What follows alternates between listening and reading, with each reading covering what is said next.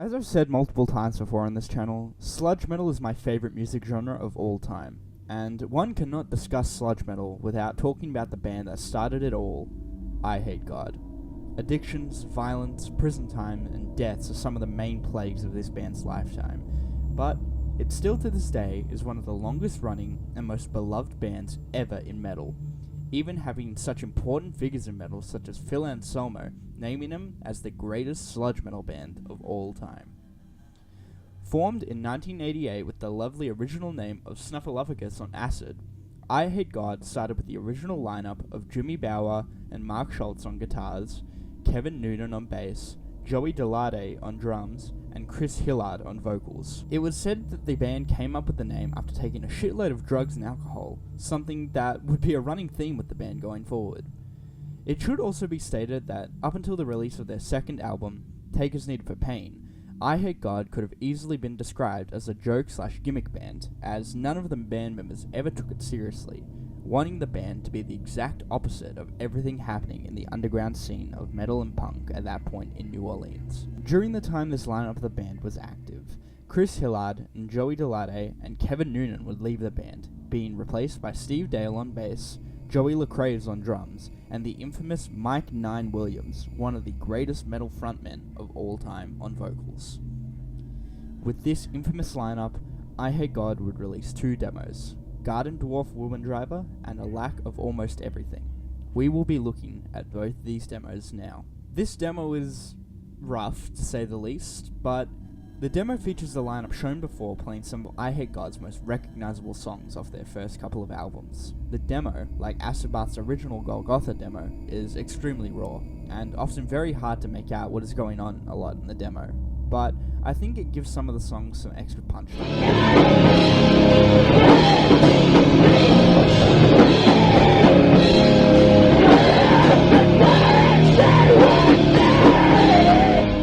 The demo features 7 songs: Smoking Weed, My Name is God, I Hate You, Shinobi, Pigs, Man is Too Ignorant to Exist, Buck Stenson, and Lily Mae. This demo was released to a lot of love in the New Orleans scene, mostly due to how different of a sound this demo was to the rest of the New Orleans scene at the time, which was mostly death metal and hardcore punk.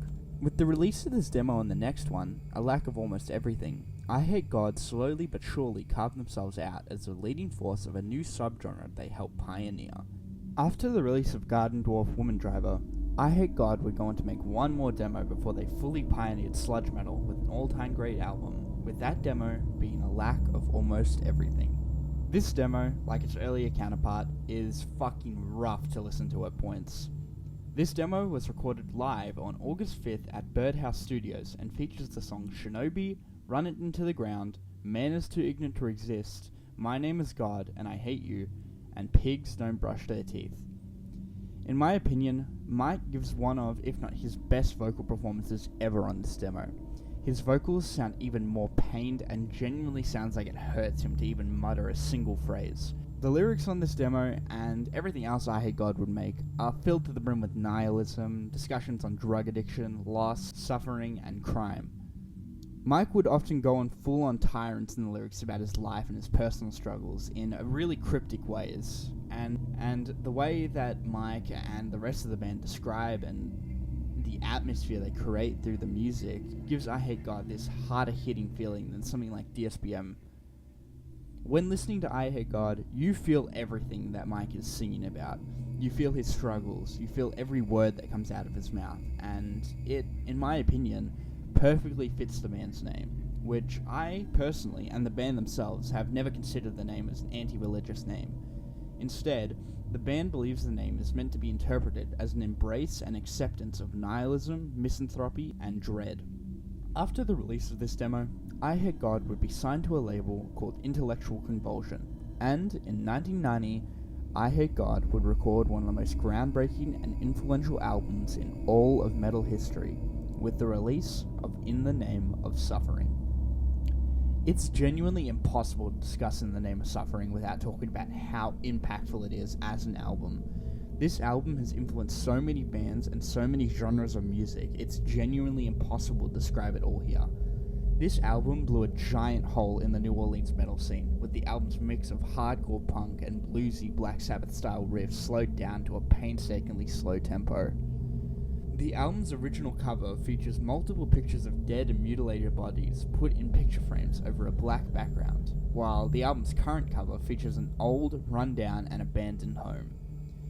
This album has 10 beautifully painful songs: Depress, Man is Too Ignorant to Exist, Shinobi, Run It Into the Ground, God Song, Children of God, Left to Starve, Hostility Dosed, and Hit a Girl.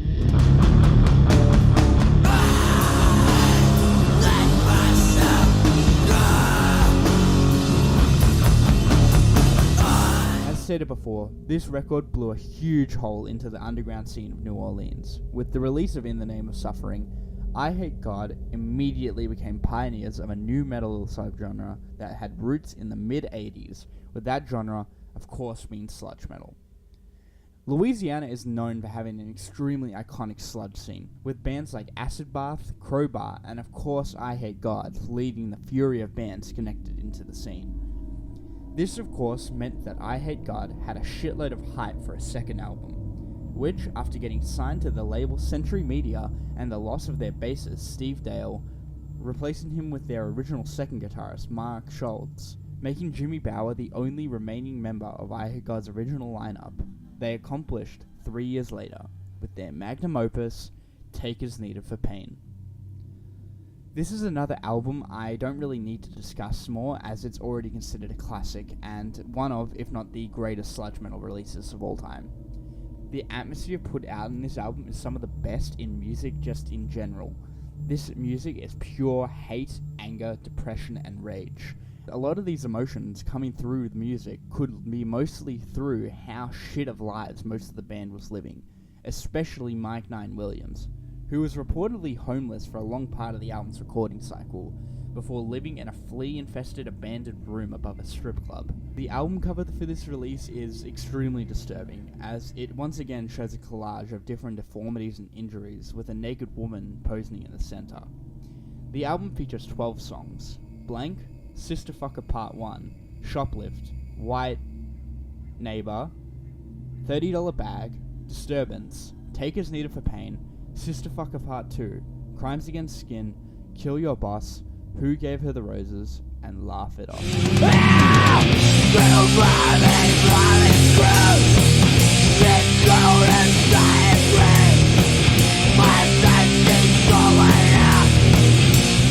This album is widely considered perfect and is a must listen if you plan on making sludge. After the release of Take As Needed for Pain, Eyehategod would go on a US tour before coming back to New Orleans with a new guitarist and bassist, that being Brian Padden and Vince LeBlanc, before recording a couple of singles and what would be their third album, Dopesick. This album is fucking amazing and is easily Eyehategod's most chaotic and disgusting album. Every song sounds like you're driving home in a hurricane while fully drugged out of your mind on every drug imaginable. The sound of this album can largely be explained once again due to the band's lifestyle of alcohol, crack, heroin, meth, and everything else they could get their hands on. The recording of this album is infamously chaotic, with the band being so insane recording this album that the studio owner called up the band's label Century Media multiple times to ask if they were crazy and threatening to kick them out.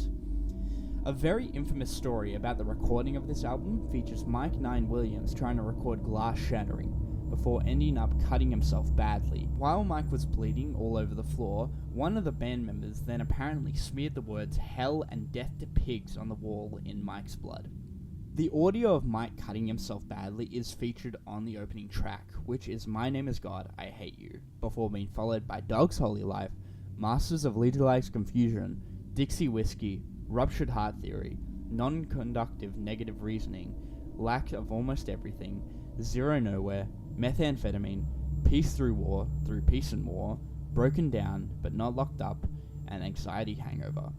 It should be stated that both Phil Anselmo of Pantera and Down fame and Peter Keenan of Corrosion and Conformity and Down fame assisted on the production of this album, but went uncredited as the band did not want to exploit their name.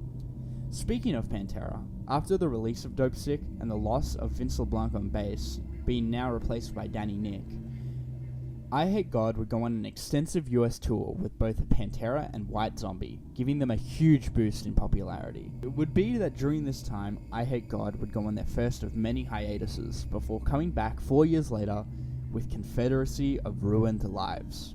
Coming out in 2000, Confederacy of Ruined Lives was Eyehategod's last album for 14 years, and is honestly, in my opinion, one of their weaker works compared to their amazing first 3 albums. Don't take that as me saying the album is bad though, as this album still has some incredibly killer songs on it. The album cover features another collage of disturbing images and injuries, while the center artwork depicts a painting of the Virgin Mary surrounded by angels. The track list of this album features 10 songs, those being Revelation/Revolution, Blood Money, Jackass and the Will of God, Self-Medication Blues, The Concussion Machine Process, Inferior and Full of Anxiety, 0.001%, 99 Miles of Bad Road, Last Year, She Wanted a Dollhouse, and Corruption Scream.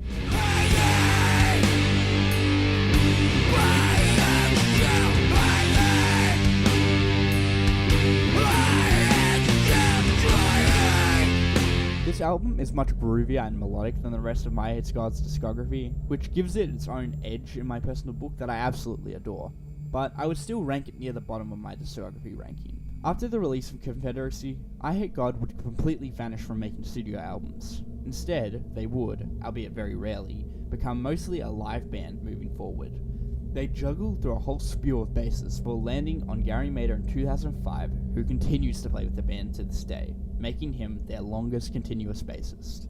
Also in 2005, we reach one of the most well-known events in Eyehategod's history, that being the 2005 arrest of Mike and his girlfriend Alicia Morgan, a member of the sludge metal band 13, for possession of narcotics, specifically heroin, which Mike, and the rest of Eyehategod, was a big fan of. He spent 91 days in prison, got clean of heroin, and was bailed out by Eyehategod band members and Phil Anselmo himself. After 12 years of not putting out an album, Eyehategod would release their first piece of music that wasn't a split or compilation album in close to 12 years, with that being the infamous New Orleans is the New Vietnam, which I only bring up due to the fact that this song has very quickly become Eyehategod's most famous song. In 2014, under Phil Anselmo's label House Chord Records, Eyehategod would release their self-titled album, 14 years after Confederacy of Ruined Lives. This album is amazing, and is my personal favourite of the 2000s era Eyehategod releases. The album cover features a naked woman tied to a cross with a goat symbol on her stomach, and the album includes 11 songs. Agitation Propaganda, Trying to Crack the Hard Dollar, Parish Motel Sickness, Quitter's Offensive, Nobody Told Me, Worthless Rescue, Framed to the Wall, Robitussin and Rejection, Flags and Cities Bound, Medicine Noose, and The Age of Boot Camp.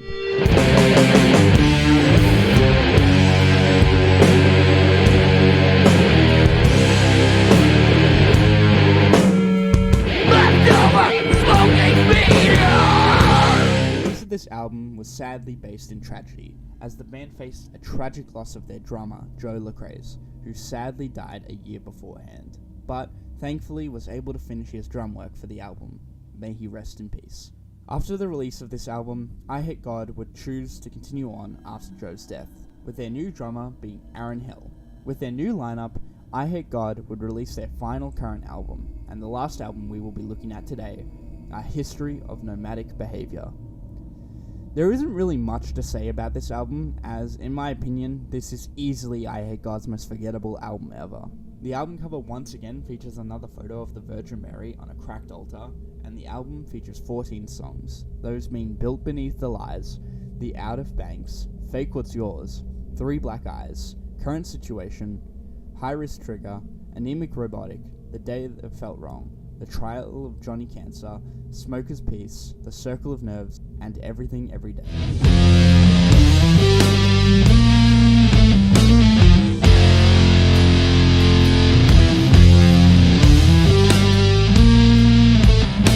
Again, there's not really much interesting about this album, and to be honest, I can't even really remember a single song off this album. So there we have it, a complete deep dive into one of the pioneers and one of the greatest music genres of all time. The band that made songs of pure and utter hate, a band that truly lived up to the name, Eyehategod. Thank you for watching.